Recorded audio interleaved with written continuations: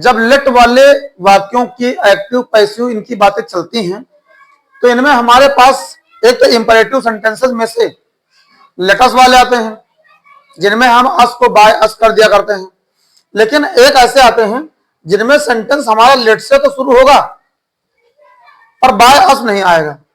Last में late के बाद एक्टिव वॉइस में हमें अस के अलावा जो कोई मिलेगा उसी को हम पीछे बाय करके लिख देंगे।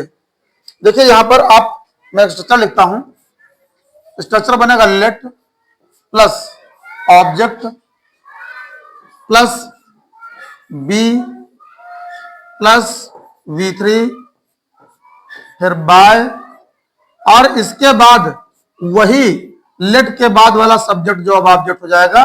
बहुत आसान है, एग्जांपल्स में समझिए, एक ही बार में बात समझ जाएंगे मैं क्या कहना चाह रहा हूं। एक्टिव वॉइस में कोई सेंटेंस है जैसे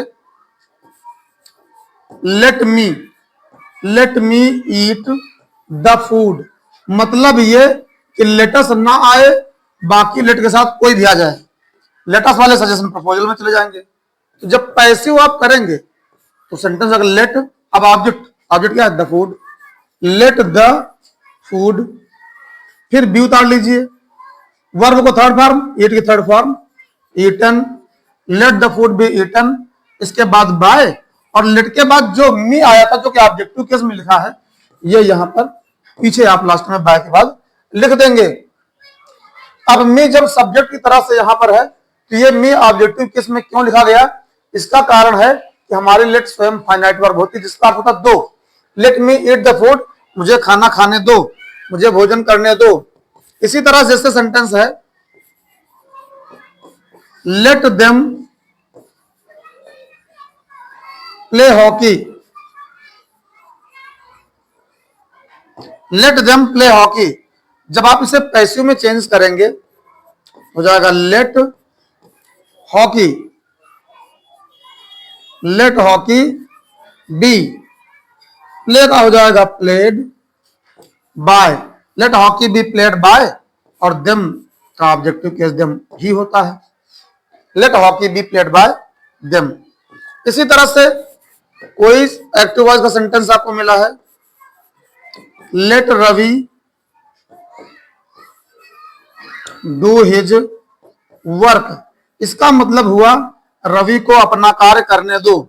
जब आप इसे पैसिव में चेंज करेंगे late his work, late his work, इसके बाद बी, डू को थर्ड फॉर्म में ले जाएंगे, बी डन बाय, अब वहां रवि लिखा था यहां पर भी हम बाय रवि कर देंगे, let his work be done by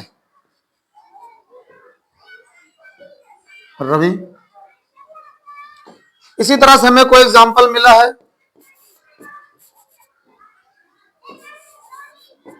let Ramesh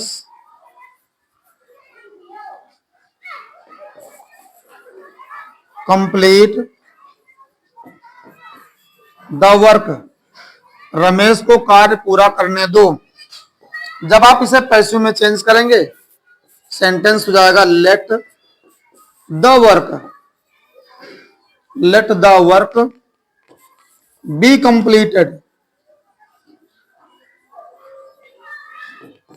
bye Ramesh, let the work be completed by Ramesh. कोई भी सेंटेंस हो, एक्टिव वॉइस में है लेट गीता